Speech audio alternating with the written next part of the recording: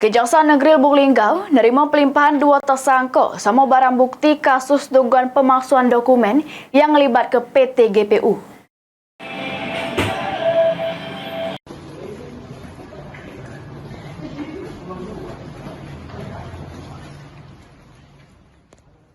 Kejaksaan Negeri Lubuk Linggau nerima tahap 2 pelimpahan tersangka sama barang bukti dari penyidik Bareskrim Mabes Polri terkait kasus dugaan pemalsuan dokumen yang melibat ke PT GPU.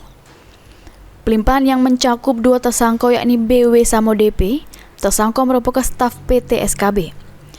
Kepala Seksi Bidang Tindak Pidana Umum Kejari Lubuk Linggau, Mary Aryani mengungkapkan, pihaknya sudah menerima pelimpahan atas nama 2 tersangka tersebut. Dikatakan Mary, berkas para tersangka ini selanjutnya bakal dilimpah ke Pengadilan Negeri Lubuk Linggau. Hari ini dilimpahkan perkara atas nama Bagio Wijun dan Joko Purnomo ya Pak ya, Purnomo. Tapi untuk perkaranya itu dari Mabes Polri.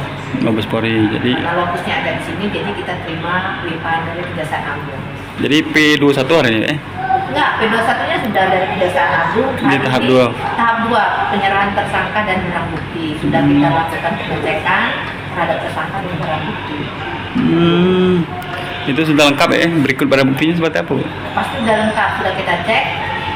Kalau untuk sekarang kita hanya menerima tersangka dan barang bukti dan dinyatakan lengkap itu. Kalau untuk P21 itu dari Kejaksaan Agungnya, bukan dari Kejari Lubuk Linggau-nya ya. Iya, Bu. Kedua tersangka ini tugasnya apa, Bu? Dan bekerja di PT enggak, Bu? Oh, kalau beliau ini sebagai staf kerja dari perusahaan SKB. Oh, SKB.